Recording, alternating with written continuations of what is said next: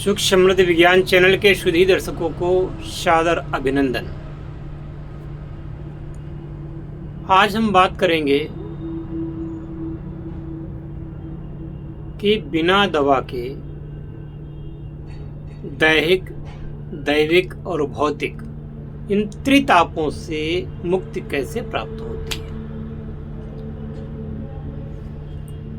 सबसे पहले हम बात करेंगे दैहिक तापों में शरीर के सारे रोग आते हैं।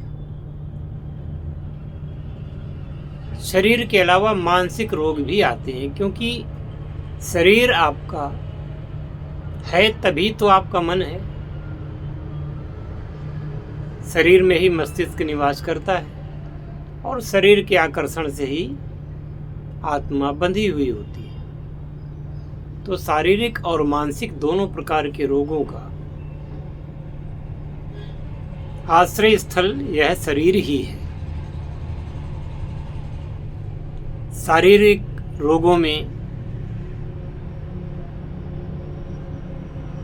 बहुधा प्रकार की औषधियां प्रयोग की जाती हैं, बहुधा प्रकार के तमाम उपचार प्रयोग किए जाते हैं, लेकिन वो सारे उपचार स्थूल होते हैं।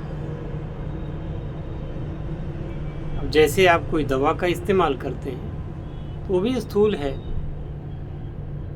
चाहे वो पीने वाली दवा हो या खाने वाली दवा हो या और किसी तरीके से, जैसे आप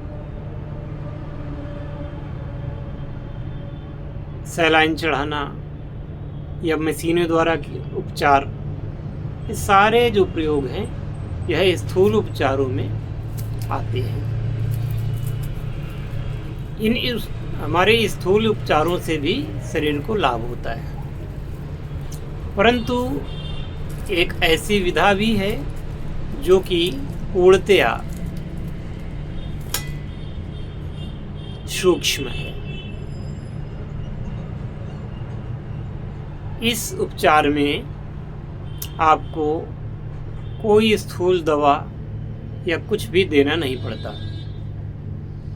यह पूर्ण रूप से आपके माइंड की हीलिंग है,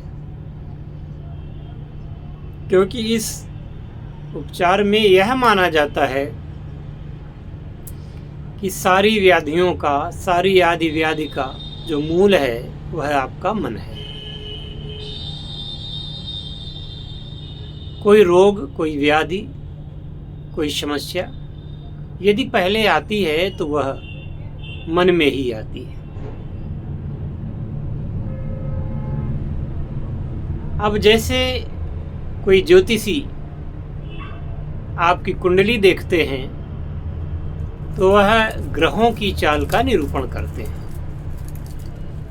ग्रहों की चाल के अनुसार आपको बताते हैं कि अब अमुक ग्रह अमुक जगह स्थित है, अमुक युति बना रहा है, और उसके आधार पर आपके भाग्यफल का विवेचन सटीक तरीके से करते हैं। तो अब ज्योतिषी जी को कैसे मालूम हो गया कि आज से 10 साल बाद, 20 साल बाद किस प्रकार की घटना घटेगी। लेकिन ब्रह्मांड में पृथ्वी भी है, ग्रह हैं, नक्षत्र हैं, और प्रत्येक जीवन का प्रादुर्भाव इसी ब्रह्मांड से ही हुआ है। और ब्रह्मांड में जो ग्रह जिस स्थिति में जैसे हैं, उनकी विशेष परिस्थितियों में जो भी आत्मा शरीर को प्राप्त करती है उसकी वहीं से कुंडली बन जाती है। कैसे घर में जन्म लेगा, आगे के जीवन में क्या होगा, ये सब वहीं से निर्धारित हो जाता है। आगे आने वाले समय में कौन सी महादशा आएगी, कौन सी अंतरदशा आएगी, कौन सी प्रत्यंतर दशा आएगी, इसके बाद अलग अलग टाइप की और भी कई बातें होती हैं, जैसे काल सर्प दोष या ये साढ़े साती, ढैया, महादशा और कई प्रकार के अच्छे और बुरे योग। ये पूरे जीवन में चला करते हैं। उसके आधार पर ज्योतिषी जन सटीक भविष्यवाणी कर पाते हैं कि आपके साथ क्या होगा। यूं तो 12 राशियां होती हैं और 12 राशियों में चंद्र और सूर्य क्रमशः विचरण करते हैं, सारे ग्रह विचरण करते हैं और उसके आधार पर आपकी कुंडली में जो भी योग बन रहे हैं उसके आधार पर निरूपण होता है। फिर उसके बाद में उसके उपाय भी बताए जाते हैं। उसमें ज़्यादातर जो उपाय होते हैं वह सूक्ष्म उपाय में माने जाते हैं, जैसे किसी ग्रह का मंत्र जप, किसी ग्रह का हवन, किसी ग्रह का दान इत्यादि और भी कई कर्म इसमें संलग्न होते हैं। तो ये हो गई आपकी सूक्ष्म चिकित्सा। इन्हीं सूक्ष्म चिकित्साओं में एक है आपका अध्यात्म के द्वारा, हिप्नोसिस के द्वारा इसमें फायदा पहुंचाने का। यद्यपि संसार की हर आदि व्याधि का उपचार इस पद्धति में है, लेकिन फिर भी गुरु आज्ञा से कुछ रोगों को हम दूर से ही नमस्कार करते हैं, उन रोगों का इलाज नहीं करते। और इलाज में करना ही क्या है, आपको तुरीय अवस्था मिले जा करके। ये तुरीय अवस्था स्वप्न अवस्था से थोड़ी सी भिन्न होती है। ना तो ये जागृत अवस्था होती है और ना ही ये सुषुप्ता अवस्था होती है, बीच की अवस्था होती है। और ये स्वप्नावस्था भी नहीं होती है, क्योंकि स्वप्नावस्था में आपको जो प्राकृतिक रूप से स्वप्न दिखाई दे रहा है वही दिखेगा। और स्वप्न का कोई अर्थ हो भी सकता है, कोई अर्थ नहीं भी हो सकता है, कोई प्रभाव हो भी सकता है, कोई नहीं भी हो सकता है। लेकिन हिप्नोसिस के द्वारा जो प्रभाव उत्पन्न किया जाता है उसमें मन चाहे परिणाम आपको मिलते हैं।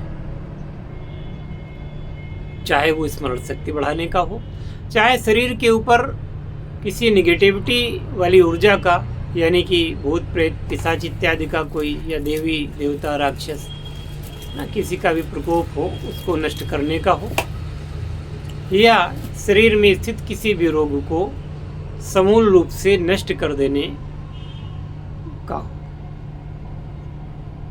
ये सारी प्रक्रियाएं होती हैं। अब इसमें मानसिक भी व्याधियां होती हैं, जैसे हमने पूर्व जन्म में कोई ऐसा कर रखा है जिस कर्म के फलस्वरूप इस जीवन में हमें तकलीफ हो रही है, तो आप उस पुराने जीवन में 1, 2, 4, 10 जितने भी जीवन देखना चाहें उनमें जा कर के उस भूल को, उस कमी को वहीं जा कर के नष्ट कर देते हैं। और फलस्वरूप इस जीवन में वर्तमान अवस्था में आपको काफ़ी कुछ लाभ देखने को मिल जाता है। जब वो समस्या का मूल खत्म कर दिया तो समस्या भी खत्म हो गई। तो इस प्रकार से यदि आप अपनी शारीरिक, मानसिक आदियों व्याधियों का समूल उच्छेद करना चाहते हैं, समूल नाश करना चाहते हैं, तो यह विद्या अत्यंत प्राचीन होने के साथ साथ अत्यंत प्रभावी भी है। अब जिनको विश्वास नहीं आता उनको विश्वास तो कोई नहीं दिला सकता, लेकिन संसार में लगभग हर देश में इस पद्धति से लोगों के समस्याओं का उपचार हो रहा है। न केवल भूतकाल को अपितु भविष्य काल को भी प्रभावित किया जा सकता है इस विद्या के द्वारा। और इस विद्या के माध्यम से आप वैसा ही महसूस करते हैं जैसे कि जेठ की तपती दोपहरी में आपको कोई छाया का सहारा मिल जाए, डूबती अवस्था में आपको कोई नाव का सहारा मिल जाए, और एकदम प्यास की अवस्था में जब प्राण निकल रहे हों तो आपको जल का सहारा मिल जाए। इस प्रकार से आप इस विद्या के माध्यम से इतनी त्वरित गति से लाभ प्राप्त कर सकते हैं जितना कि अन्य पद्धतियों में धीमे गति से लाभ होता है, पर इस पद्धति में हाथों हाथ उसके परिणाम प्राप्त किए जा सकते हैं। यदि आप के मन में कहीं ये भावना है, क्योंकि मन तो इस ब्रह्मांड से जुड़ा हुआ है ना, तो उसके मन में ये आशा जरूर होती है कि मेरी अमुक समस्या है जरूर, और यह समस्या कोई तो ठीक करने वाला होगा, कोई तो खत्म करने वाला होगा, कोई तो ऐसा क्षण आएगा जब मैं इस समस्या से मुक्त होऊंगा। यदि कहीं से कोई सहारा नहीं मिल रहा है तो आप इस विद्या के माध्यम से इन सारे कष्टों का निवारण कर सकते हैं। इसी के साथ इस वीडियो को मैं यहीं विराम देता हूँ। जय शिव शंकर, जय भोलेनाथ, हर हर महादेव।